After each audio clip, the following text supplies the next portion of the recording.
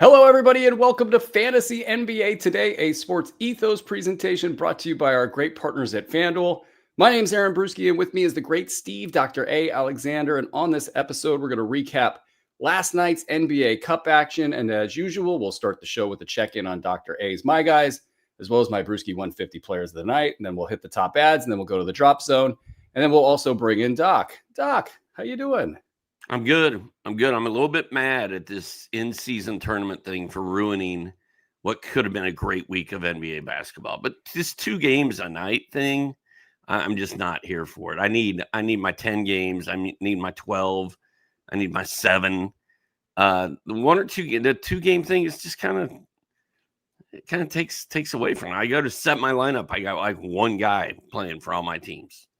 Okay. Like any great front-running team, I find this week to be amazing. I take some time off mentally. I take my energy level and I bring it down to a simmer. You regroup. I do the least amount of work possible to get the win. No, kind of, maybe. I don't know. But it is a nice little break. You do. It's funny. There's only so many games you can watch in a day and so much information you could take in a day. And it's kind of just how much do you want to take in from which place? And it's a big hurricane. Being a fantasy basketball hoops head is a big hurricane. And I love it. And, but I will take the break every time I can get it. But it's been good one way or another. I do miss the games. I think when we get to next week, they got to load them up next week. I haven't looked at the schedule next week, but I imagine there's like 2 12-game nights and a 13-game night in there somewhere. But and then we'll complain about too many games. But hello, everybody. Welcome to all of our new listeners. If you're new to Sports Ethos, head on over to sportsethos.com and check out our memberships. We've got B150 projections that I use for the high stakes leagues that I participate in year after year. I work on all those throughout the summer, tossing in a bunch of hours there, and work on them throughout the year. And we put them into all of the tools that are available in those memberships so you guys can win your leagues. And all the articles that you read over there, they definitely go above and beyond anything you will find on social media or YouTube. Doc, with that said, who are your Dr. A's My Guys of the night? You know, ironically, neither one of these guys are players I would consider to be my guys. But Josh Hart has really turned it around. I think he's benefited from some of his injuries to teammates and getting used to his new coach and all that. But Josh Hart had 21 points, 6 boards, 4 assists, 2 steals, 4 triples, hit 8 of 11 shots. He's been a lot better the last few weeks, and it's been nice to see. And then another guy that is completely not my guy, I think I said something on this show like I would never, ever draft him in any circumstance, and that is Brandon Ingram. And Brandon Ingram went off for 31 points, 3 threes, 6 boards, 6 dimes, 2 steals. I've been playing a little bit with Brandon Ingram in DFS on FanDuel, and it seems like the nights I take him, he doesn't do anything, and then when I fade him, he does stuff like this. So Ingram's been a little bit hit or miss. He hasn't been a lock for to be a fantasy stud all year, but he's at least playing and he's at least doing stuff. I'm going to go shut that door so you guys don't have to listen to that baby cry. I love the sounds of babies crying. I'm maybe theoretically possibly going to have another one. Who knows? That's not an announcement, by the way. That's just a thought process. Hopefully my wife's not watching, which she's been watching lately, and that's kind of annoying for me. But at any rate, whenever you get back, Doc, I don't know if you're back tending to the baby, rocking the baby, cooing the baby, whatever it is that you're doing with the baby. Hopefully you're not rearing the baby. All right, enough of that. Is he back yet? I can't even see if he's back yet. All right, he's back. All right, so Brandon Ingram, Doc. If you had Brandon Ingram right now, were you waiting for me this whole time? Just definitely don't watch the show. There's nothing said about you at all. If you had Brandon Ingram, how are you feeling about that right now? Is there any reason to change course? Is there any reason to change course on this fantasy asset? It feels like he's having a pretty good season. And Toronto feels like they need to make some kind of a move. I think they're actually A little concerned about their center position. RJ Barrett's been on the trade market all year, it feels like, though nobody's really doing anything until December 15th passes, and the trade deadline's kind of, coming in the next 2 to 3 weeks after that. What do you do with Brandon Ingram? You just kind of let it simmer, hold? I mean, for this year, I think I'm okay with just hanging in there and holding for him. Whatever happens this year is not going to change my opinion on Brandon Ingram for the future. And I mean, every injury-prone player that misses a boatload of games has that one outlier season where it's like, ooh, man, that was awesome. Like, LeBron played 82 a few years ago, and Anthony Davis played 78 the year before last. Well, there's the one. Like, you either were in for that one or you missed it. It's sort of like when a no-name underperforming player blows up and comes out of nowhere to score 50 points, and then the next day you're like, ooh, man, I'm gonna ride the hot hand. Maybe he'll do that again, and then he scores like 4 points. Like, you missed it. You were late to the party, and there's no getting it back. You can't go home, so to speak. So I'm fine with riding this Brandon Williams thing out this year, but next year I'm not drafting him just like I didn't this year. Brew, had I known you were going to wait for me to get up and shut doors, I could have done that like 6 times faster. Well, you might also remember his name is Brandon Ingram and not Brandon Williams. I knew I was saying something wrong. Yes, it's okay. Brandon Williams on the brain. I get it. It happens. But Brandon Ingram is interesting just in the sense that he hated New Orleans and, was just trying to get out of there as fast as possible. And there was all sorts of stories about how they thought in New Orleans he could have played through certain things and he didn't want to play through them because, of course, there was Zion right next door and Zion wasn't playing. So why do I got to play? And then Masai Ujiri comes in and rips Brandon Ingram out and puts him into a team that nobody thought he fit into. Then he exits stage left. And now you got this pretty good Toronto Raptors team that, is having a Brandon Ingram that's productive and happy. And Renaissance. It's great. It's a weird little turn of events. And I will be interested to see if they bring back. I don't know how they'll pull this off because the trade market's so weird. Usually it's weird, and it feels like it's even more weird this season. But we'll see. We'll see if Brandon Ingram gets dinged up by any incoming trade acquisition. I would just roll with it right now. Josh Hart, he's just killing late draft season expectations. The expectations prior to draft season, or the real draft season, the tail end of the draft season, people like Josh Hart. So what a zigzag here. What are you going to do with Josh Hart? Are you selling high? I'm not really sure what to do with Josh Hart. If you look at his stats over the last 3 seasons, like they're pretty good, and they're surprisingly good in rebounds, and the scoring is always in double digits. And we were so worried about how this year was going to go with a new coach and with a little bit deeper team and a move to the bench. And I feel like it's really taken this Miles McBride injury to flush Josh Hart out of the funk he was in. But it's been pretty good. And I would assume that the coaching staff is just going to roll with him like they have been, because I feel like things are going pretty well. But I don't know. It was a rough start to Hart. I don't have Hart anywhere, and I don't mind not having him. It's probably actually a good sell high window on Hart right now. Yeah, well, I'll talk about his teammates in my players of the night here in a quick second. But I mean, imagine you got Josh Hart after all the bad news, and say you got him at like 100 or 110. And I don't have his rank right in front of me, but I think it's in the 50s or something right now. Once again, Josh Hart, undervalued, powering a fantasy squad, doing a great job for you. And Miles McBride going down with a high ankle sprain is what people kind of think it is in New York. So what is that, like maybe 4 weeks? So yet more ramp for all 5 starters to just get full run, full minutes. You get this extended sell high window where you can make a choice. Is like, am I going to do it? Am I not? In fact, let's go ahead and let's pivot into my Bruski 150 players of the night. if you don't mind, Doc. I don't know if you had any honorable mentions. I was just going to say, dude, he's 47th on per game 9-cat value. Like that's pretty freaking good. It's killer. It's great. And this team under Mike Brown, I don't know that they're all that different. I mean, I'm sure the Knicks fans will tell me about 5 different differences that they have, and they're probably exactly right. But for the most part, it's the same cast of characters doing a lot of the same things that they were doing before. Though Mike Brown is a lot more inventive than Tom Thibodeau on the offensive side of the ball.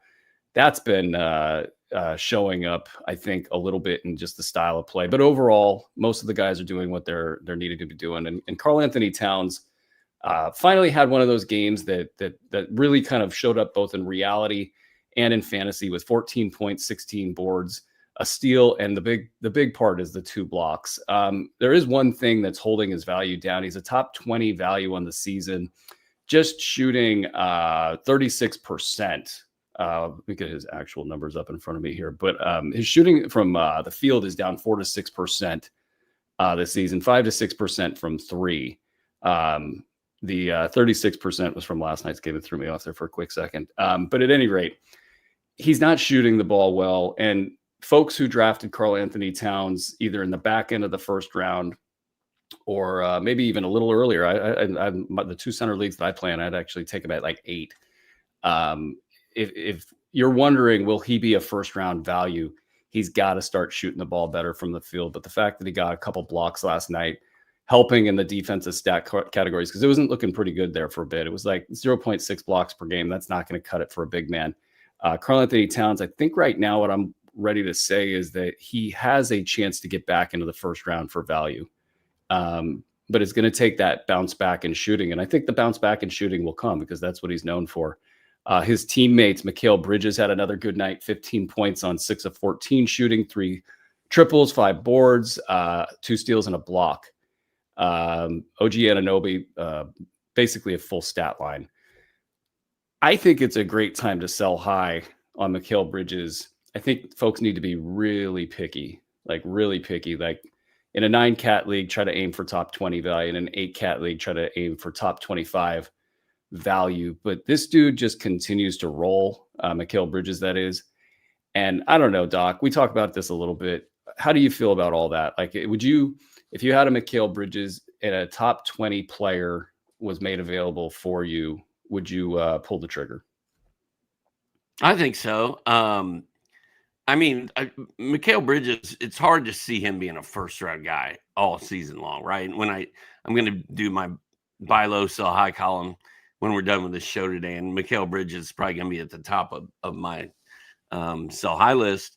I mean, he's like a top 10 guy right now, and I don't think it's impossible for him to keep it going. But I mean, no player that I can recall that is such a under the radar kind of guy, and it has always had a really fantasy friendly game. Went from being a darling to an enemy so quickly as Mikal Bridges when he got to New York, and everybody's like, "Oh, he sucks now. I'm so disappointed. He's like worthless." And now he's balling again. And but the thing is, he does a little bit of everything, and I think that is the kind of guy that holds fantasy teams together when they're doing a little bit of everything. And now he's kind of doing a decent amount of everything. And the numbers, his ranking is through the roof. But I mean, he does feel sell high to me. I worry about OG Anunoby taking some of those defensive stats, as I talked about in a few other shows this week. But I mean, when you look go into the other seat, sit in the other seat, and the other seat is looking over at the New York Knicks, and they're saying, well, they got 5 starters. They got no bench. These guys are just going to keep going and going and going and going. But the problem is in 3 to 4 weeks, that equation will change. And I kind of got to think that the Knicks, you have to have another player if you're the New York Knicks, at least somebody coming off the bench. You have a championship squad or contending squad, and you're going to go into that fight with these 5 players, and maybe Miles McBride, maybe like Jordan Clarkson is a 7th man. Mitchell Robinson gets better in the playoffs, but I mean, you need one more body. So do they bring in a bigger name? Giannis is always being tossed around there, but I don't know that they'll be able to pull that off, nor do I think they will want to pull that off. Is just kind of some thought process there. I think they flirted with the idea in the offseason and thinking about maybe breaking that team up a little bit and what that might look like. But yeah, so you sell high, and the other owner is sitting there going, well, gosh, this is just going to keep going and going and going. Of course, I'll give you the top 20 pick. And then in February, March, and April, you've got yourself a winner, is the thinking there. Speaking of players that had 4 first-round draft picks traded for them, Desmond Bane had a big night last night. 37 points, 6 boards, 5 assists. He's my other Bruski 150 player of the night. A steal and 6 threes, top 45 over the last 15 games. Basically, this dude's on a heater from the foul line, 97% from the foul line on 4.5 attempts per game over the last 15 games. I mean, this has been great. Very slow start. Yeah, there's some injury assistance in here, and it's mostly greasing the wheels so they can get him integrated into the offense. I'm wondering if my preseason projection on him wasn't correct. He's hitting this top 45, and yeah, the foul shooting is high. His field goal shooting is down. But he's capable of hitting 3 triples a game. And he's shooting just 35% on the season from 3-point land. Most of his career, he's been between 38 and 43. So if he gets this shooting right and they really lean into it and they decide, okay, hey, we really are about Desmond Bane in Orlando. He's having these big games and these high leverage moments. He's having, these are the kinds of things that give you standing within the team. And by the time Franz Wagner comes back, and if there's more injuries and Desmond Bane's sort of the last guy standing, he keeps having big games, it's harder and harder for these guys to come back and be like, oh no, I want the ball all game. And if they decide that Desmond Bane is an offense in of himself, maybe he can go top 20. So I don't know. What do you think? Because Desmond Bane's numbers on the season, if you look at his season long numbers, the start was so bad, he's only a top 80 or 90 guy on the season. So which scenario do you think is most likely, that Desmond Bane goes off, or that Desmond Bane settles in somewhere, maybe goes back a little bit, becomes more of a top 60 guy when they're healthy, and some of those shots aren't so easy to find? Well, the problem is we don't know when they're going to be healthy again, because Paolo was out for a while. And then as soon as he comes back, Franz is gone. So Franz is going to be out for a while.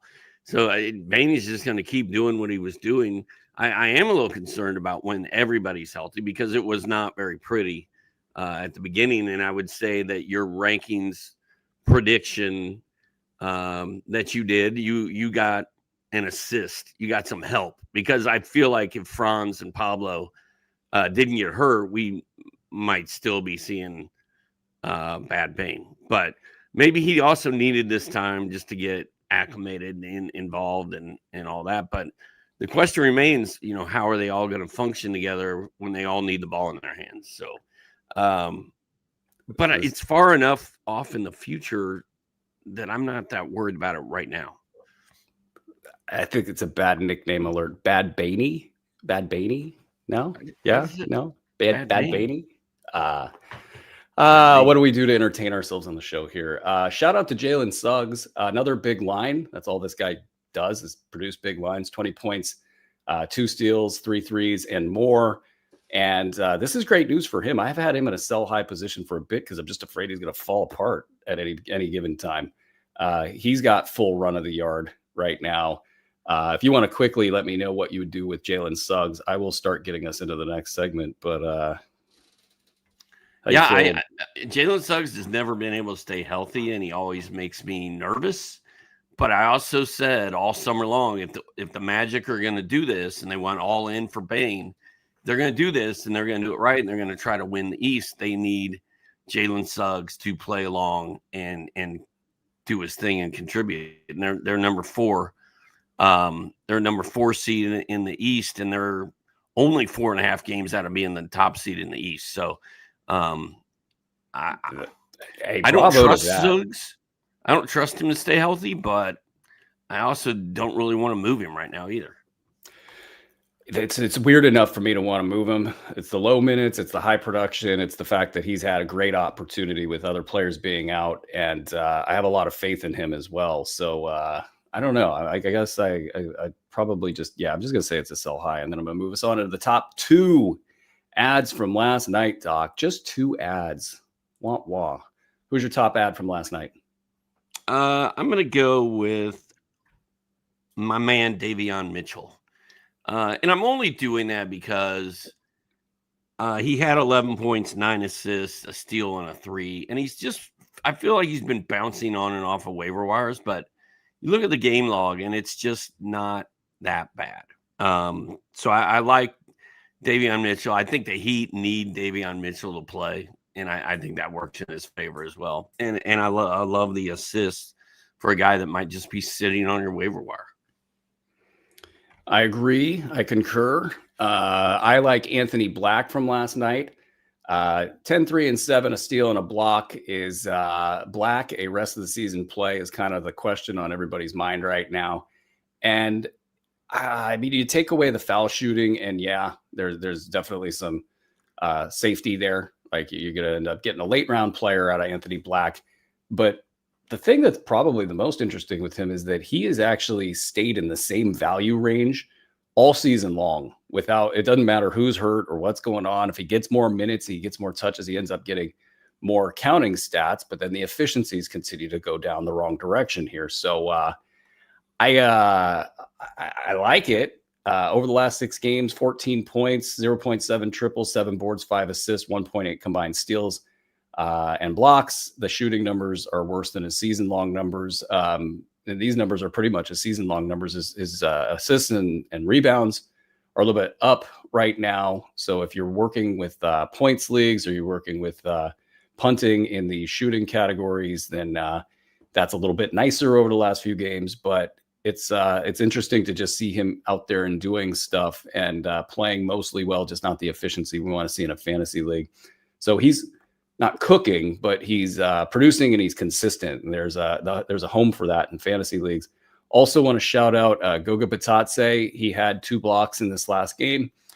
If you had kind of stuck with Goga all season long, he of the 7 and 6 with not much else other than 0.6 steals, 1.3 blocks, and 73% from the field. He has gotten you top 80 value on the season in a 9-cat league cumulatively. So he's just kind of chipping away on a nightly basis. And so there's some sneaky, you want to call it deep league value. I'm fine with it because it's really hard to count on a night-to-night basis. You just don't know if it's going to be there or not, but it has been there. And we've seen this out of Goga in the past. And every now and then he will do something like this. And that was last year. He was at a top 50 level, like legitimately putting up big numbers on a per game basis. And then he will disappear. But there's something a little bit different about Orlando this year, I think. Both he and Wendell Carter Jr. have played a lot better. And like you said, 4th in the East possibly could be better if they had stayed healthy.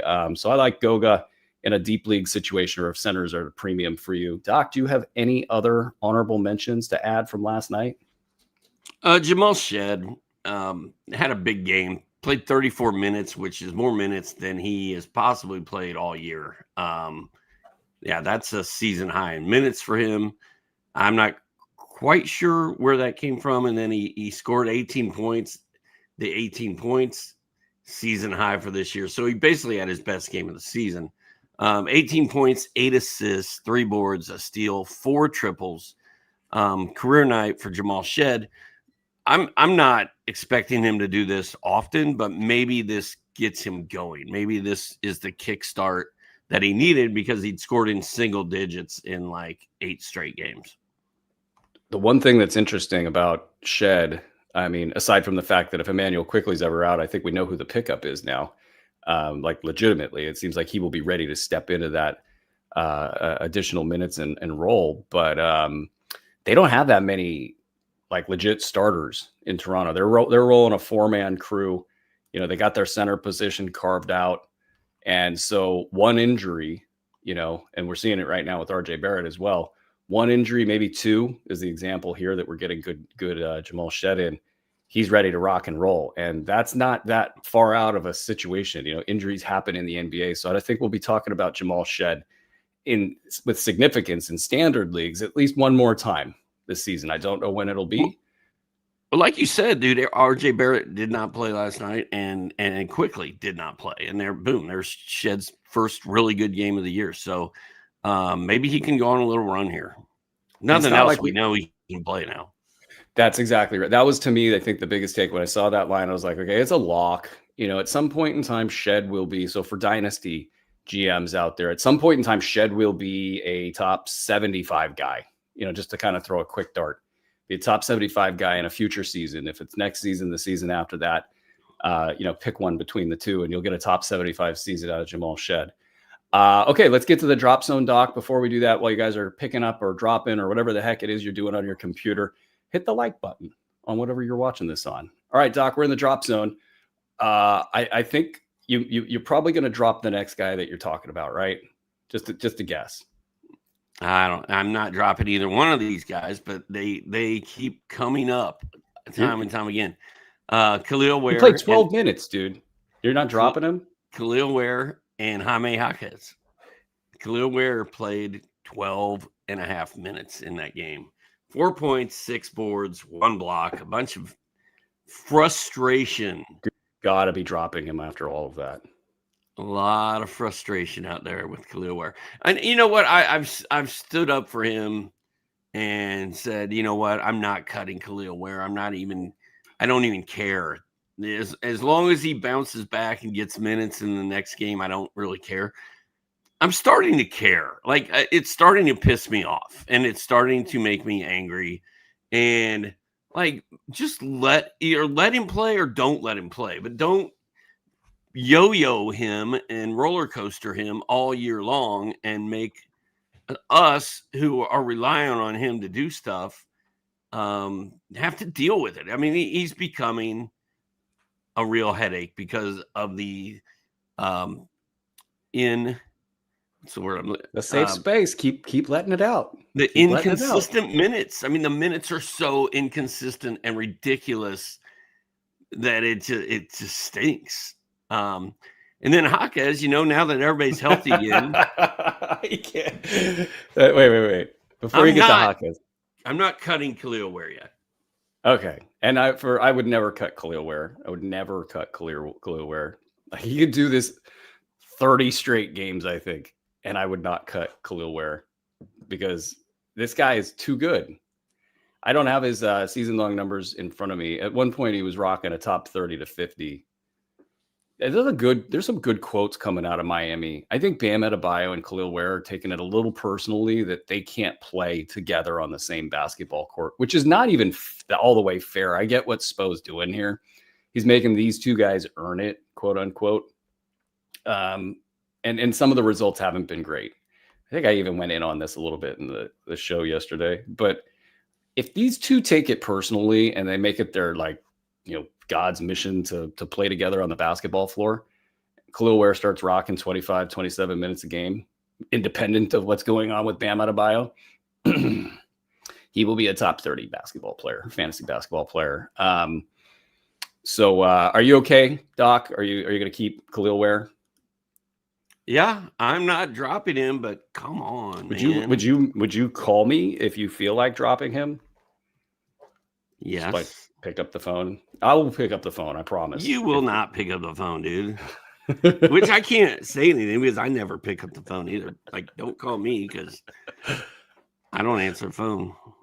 Well, if you call, if you're calling me, I know that it's about Khalil Ware or you've had a lot of fun at Johnny B's. Okay, Jamie Jaquez Jr. How do you feel about old Jamie Jaquez Jr.? Jaime Jaquez. By the way, did you just give the Khalil Ware and Bam Adebayo a new nickname? Can we call them the Blues Brothers? Oh, it's 106 miles to Chicago. We got a full tank of gas, a half pack of smokes. It's dark and we're on a mission from God.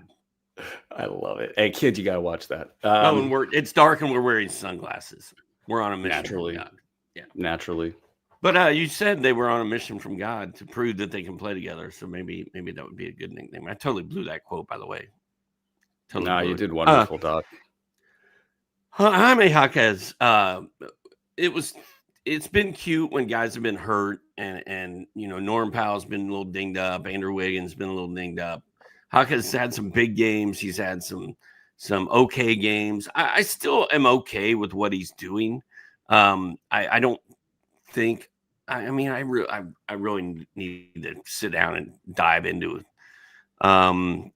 his game log a little closer than I have at this point, but he's still having enough good nights that I'm okay with what he's doing because of where I drafted him. Like I wasn't expecting any miracles like I sort of am and was out of Matas Buzelis this season. I just like Jaquez, and he's getting a lot more minutes this year than he got last year. His run, unlike Khalil Ware's, is more consistent. Like the minutes are there.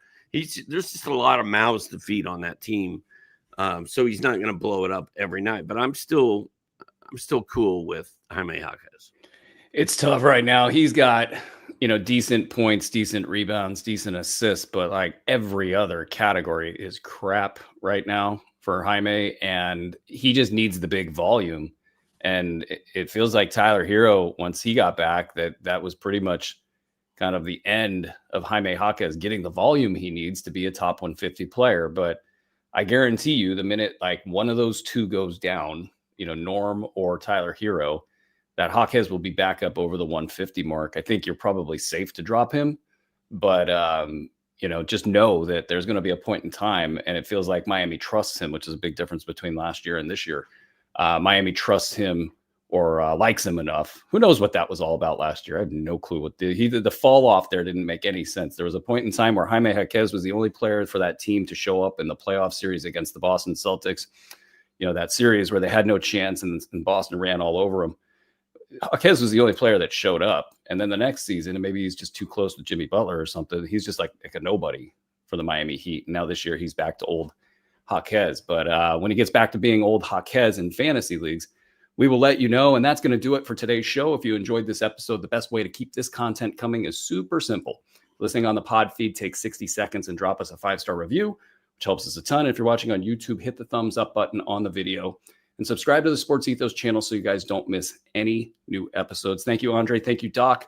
Big thanks to the content team and our tech team. And for Steve, Andre, and all of us here at Sports Ethos, we'll be right back with our preview of tonight's slate. This has been Fantasy NBA Today, presented by FanDuel. I think I said preview.